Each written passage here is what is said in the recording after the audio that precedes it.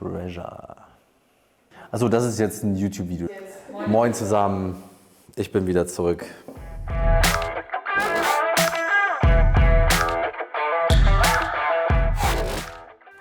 Moin zusammen, hier ist wieder Sebastian von Contech und ich stelle euch heute unsere neue Treasure-Serie vor.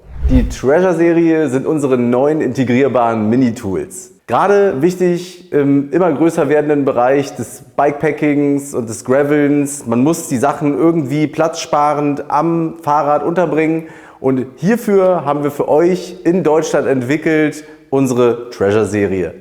Dafür haben wir 4 Varianten. Eine für den Gabelschaft und 3 Stück für den Lenker. Für die Lenkerenden haben wir unsere Treasure Bars für euch. Da haben wir hier zum einen das Treasure Bar Deluxe. Das ist die Variante mit Werkzeug. Dann haben wir hier die Treasure Bar Eco. Das ist die Variante mit Reifenhebern. Und zu guter Letzt Treasure Bar TL. Darin findet ihr das Zubehör für euren Tubeless-Reifen. Oh, was habe ich denn hier gefunden? Unser Treasure Fork. Das Treasure Fork lässt sich ganz einfach bei euch in Gabelschaft mit diesem Aufbauröhrchen einführen. Und damit habt ihr einfach die super geile Möglichkeit, euer Werkzeug direkt am Fahrrad zu integrieren. Das Ganze wird also im Steuerrohr integriert und passt bei 1,8 Gabelschäften sowie auch bei Tapered natürlich. Achtet bitte darauf, dass euer Gabelschaft nicht kürzer als 150 mm ist. Was ist alles drin? Wir haben verschiedene Bits für die Mini-Ratsche. Dann haben wir hier noch Reifenheber, auch gedacht oder beziehungsweise geeignet für Carbonfelgen. Und wir haben auch noch ein kleines Aufbewahrungsfächlein. Kommen wir nun zu den Details der Treasure Bar Serie.